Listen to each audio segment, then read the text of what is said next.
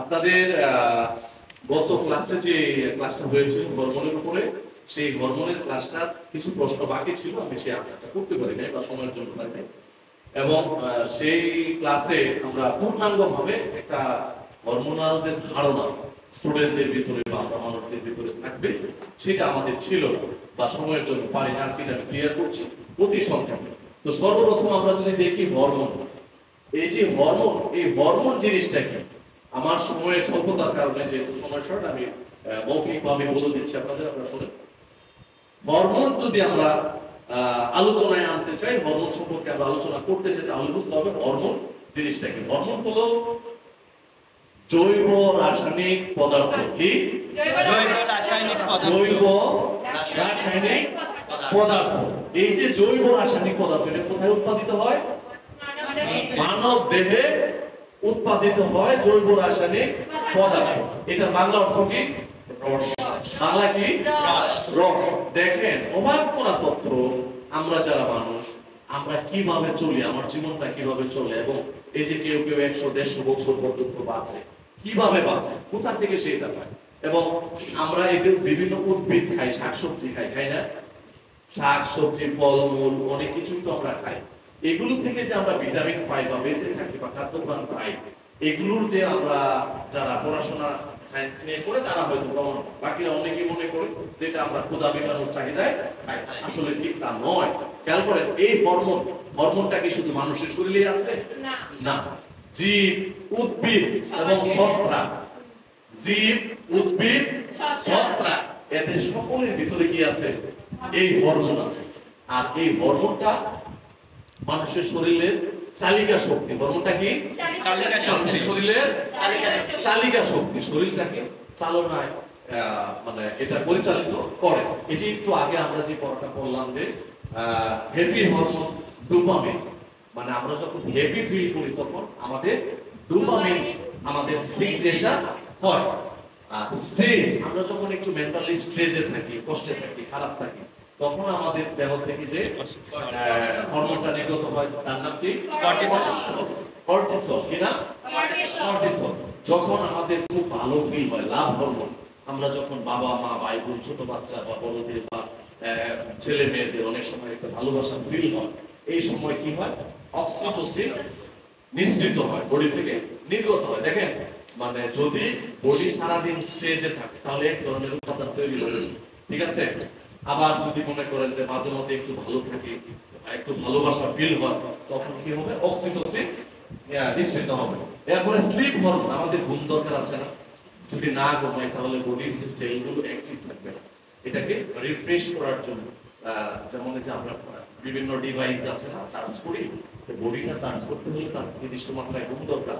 আমাদের এই বয়সের ঘুম দরকার হলো মিনিমাম 8 ঘন্টা, 7 থেকে 8 ঘন্টা। বেবিদের জন্য, তাদের জন্য 18 ঘন্টা। একদম ইনফান্ট, যারা ইনফান্ট তাদের জন্য 22 ঘন্টা, 18 ঘন্টা, 16 ঘন্টা, 14 ঘন্টা, 12 ঘন্টা, 13 ঘন্টা, তারপরে 10 ঘন্টা।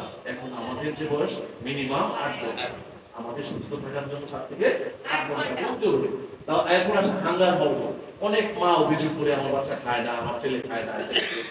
এই যে খায় না, খাওয়ার প্রতি অনীহা, এটা হাঙ্গার হরমোন। ঠিক আছে? হাঙ্গার কি? Hunger hormone. তখন কি, কোন হরমোনের মাধ্যমে এটা হয়? গ্যালিন। কোন হরমোন? গ্যালিন। এই হরমোনটা যদি বডি থেকে নিঃসৃত না হয়, তাহলে ক্ষুধামন্দা বা অনেক সময় বেশি খাবার প্রতি একটা আগ্রহ সৃষ্টি হয়। Fullness hormone. ফুলনেস বলতে মানে আমরা যেটাকে ওকে বলি, কি বলি?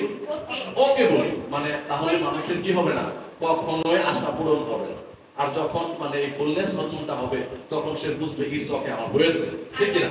আচ্ছা, এনার্জি হরমোন, এই যে আমরা যে পাওয়ার, শক্তি পাই কাজকর্ম করতে, উদ্যম, বিভিন্ন উদ্যমে কাজ করি, শক্তি হয় আমাদের। হ্যাঁ, এই যে কাজগুলো করতে এনার্জি, আমার বডিতে এনার্জি না থাকলে আমি বিছানা থেকে উঠবো না, আর আমার কার্যক্রমগুলো, দৈনিক কার্যক্রমগুলো করতে পারবো না। আর এটা আমার যোগাইকে এনার্জি। এই যে এনার্জি হরমোন, এটা কোথা থেকে আসে? অ্যাড্রিনাল। অ্যাড্রিনাল আমরা জানি কোথায়? কিডনির উপরে থাকে। কোথায় থাকে? কিডনির উপরে থাকে অ্যাড্রিনাল। এরপরে আসে কি? ফিল গুড, ভালো ভালো অনুভূতি হচ্ছে। যেমন আপনি যদি ঘুম থেকে সকালে উঠেন, সকালের সূর্যটা অনেক সুন্দর, ঠিক আছে? এবং বিকালে, যে ইদানিং যে বিকাল, এই বিকালগুলো মনে হয় যে খালি পাখির মতো পাখা মেলে খালি ঘুরিয়ে ঘুরি, বিভিন্ন জায়গায়। এই যে এটা ফিল, এটা কি ফিল বেটার, এটা মানে কি ফিল গুড, এই যে ভালো অনুভূতি, এই সময়টাতে আমাদের কি কি হবে, নিঃসৃত হবে হলো সেরোটোনিন। সেরোটোনিন। এরপরে আসেন এই যে মা বেবিকে, বাচ্চাকে দুধ দেয়। দেখেন একজন মা, সে কি একটা মেয়ে, সে প্রাপ্ত বয়স্ক হলো, কলেজে গেল, ইউনিভার্সিটিতে গেল, কিন্তু তার বৈবাহিক অবস্থায় আবদ্ধ না হলে তার কি হচ্ছে না, মিল্ক সিক্রেশন হচ্ছে না। যখনই সে প্রেগনেন্ট হবে তার বডি থেকে একটা কি হরমোন উৎপাদন হবে, প্রল্যাকটিন, একটা হরমোনের তার শরীর থেকে উৎপাদন হবে। উৎপাদন হলে তখন তার বেবির জন্য মিল্ক সিক্রেশন হবে, মিল্ক সে মিল্ক কি করতে পারবে, প্রোটেকশন দিতে পারবে। ঠিক আছে, এখন আসে এই যে আমরা যে blood sugar regulation, blood sugar regulation, blood, এখানে কথাগুলো খেয়াল করেন, ব্লাড সুগার রেগুলেশন, ব্লাডের যে চিনি, এটা রেগুলেশন। এই যে যখন ইরেগুলার রেগুলার হয়ে যায় তখন কি হয়, যদি সুগার লেভেল কমে যায় তখন ইনসুলিন বেড়ে যায় না, ইনসুলিন বেড়ে গেলে আমরা তাকে কি বলি, যে ডায়াবেটিস। এটা কি বলি আমরা, ডায়াবেটিস মেলিটাস, মানে হলো প্রথমে কি হয় প্রি ডায়াবেটিস, তারপর ডায়াবেটিস মেলিটাস। ঠিক আছে, ডায়াবেটিস মেলিটাস। তো ডায়াবেটিসটা আবার কি হচ্ছে, টাইপ 1 এন্ড টাইপ 2। টাইপ 1 হলো মারাত্মক, 2টা মোটামুটি আমরা সারিয়ে নিতে পারি।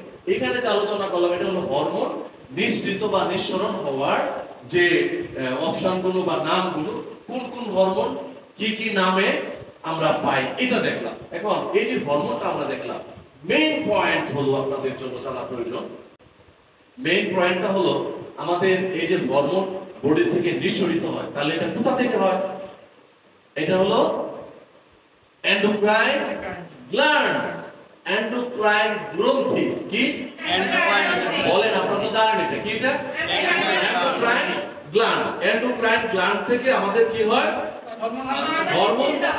হ্যাঁ, তাহলে এন্ডোক্রাইন গ্ল্যান্ডের মানে বডির হরমোন, বডিটা যে চলে দুইটা উপাদান, এক হলো হরমোন দ্বারা, কিসের দ্বারা, হরমোন দ্বারা। দুই কি, নালীর মাধ্যমে, এটা কি এক্সোক্রাইন। একটা তো বললাম এন্ডোক্রাইন, কি বললাম, এন্ডোক্রাইন হলো গ্রন্থিতন্ত্র। কি গ্রন্থিতন্ত্র, এখানে নানাবিধ নানান গ্রন্থি আছে, ওই সমস্ত গ্রন্থি থেকে এই সমস্ত হরমোনগুলো উৎপাদন হয়, আর আমাদের যখন যেটা লাগে আমরা সেটা নিয়ে চলতে পারি। তাহলে যেটা গ্রন্থির বাইরে, এটা কি বললাম, গ্রন্থিবিহীন, নালীবিহীন, নালী নাই। যেমন ধরেন আমি যে কথা বলছি ব্লুটুথে, ওখানে আমার সংযোগ নাই, কিন্তু ব্লুটুথের মাধ্যমে আমি পাচ্ছি। বুঝতে পারছেন কাহিনীটা? তাহলে এই যে হরমোনের গ্ল্যান্ডগুলা, গ্রন্থিগুলা, এদের নালী নাই, তার নাই নির্দিষ্ট, যে মানে আমার কি লিভার থেকে কিডনি পর্যন্ত কোনো নির্দিষ্ট তার নেই, তারপরেও আমার লিভার থেকে কিডনি পর্যন্ত মেসেজ পৌঁছাচ্ছে। এই মেসেজটা পৌঁছানোর জন্য এখানের যে সমস্ত জায়গাগুলো আমাদের হরমোন পৌঁছানোর যেভাবে কথা, সঠিকভাবে কিন্তু পৌঁছাচ্ছে, খেয়াল করেন। তাহলে তার বিহীন গ্রন্থিগুলো আমাদের বডিটাকে এত সুন্দর করে চালাচ্ছে। আরেকটা ওয়ে আছে, সেটা হলো কি এক্সোক্রাইন, মানে হলো নালীর মাধ্যমে। কিসের মাধ্যমে, নালীর মাধ্যমে। তো নালীর মাধ্যমে আপনাদেরকে আমার বলা খুব জরুরি না, যেমন কিডনি থেকে মেসেজ নিয়ে ধরেন লিভারে পৌঁছাচ্ছে, লিভার থেকে হার্ট থেকে কিডনিতে যাচ্ছে, নালীর মাধ্যমে, এটা আপনারা বুঝবেন। এই যে নালীবিহীন গ্রন্থিগুলা, এই গ্রন্থিগুলো কোথায় কোনটা কি অবস্থায় আছে, কোথায় কোথায় থেকে এগুলা মানে নিঃসৃত হয়, বা কোথায় কোথায় এই গ্রন্থিগুলো আছে আমাদের জানা দরকার না? এই গ্রন্থিগুলো আমাদের আছে, এই গ্রন্থিগুলোর টোটাল গ্রন্থিটাকে বলা হয় পিটুইটারি গ্ল্যান্ড। আপনারা পড়েন নাই? কি গ্ল্যান্ড? পিটুইটারি গ্ল্যান্ড মানে গ্রন্থি। এই যে পিটুইটারি গ্ল্যান্ড, সকল গ্রন্থির মাস্টার হলো পিটুইটারি গ্ল্যান্ড। পিটুইটারি গ্ল্যান্ড দেখতে কেমন, কে জানেন, কে বলতে পারেন? পিটুইটারি গ্ল্যান্ড একটা মটর দানার মতো। মটর দানা বলতে বুঝেন সরিষা, সরিষা দেখছেন? সরিষার দানার মতো এই পিটুইটারি গ্ল্যান্ড। এটা কোথায় থাকে? মস্তিষ্কের গোড়ায়। কোথায় থাকে? মস্তিষ্কের গোড়ায় থাকে একটা সরিষা দানার মতো গ্ল্যান্ড, এর নাম হলো পিটুইটারি গ্ল্যান্ড। দেখেন এর উপরে কি আছে আমাদের?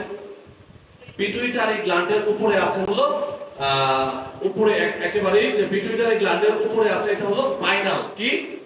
মস্তিষ্কের একেবারে উপরে আছে কি এটা? এটার নাম হলো পাইনাল। পাইনালের পরে মাঝখানে কি আছে? হাইপোথ্যালামাস। কি আছে? হাইপোথ্যালামাস। হাইপোথ্যালামাস। হাইপোথ্যালামাসের পরে কি আছে?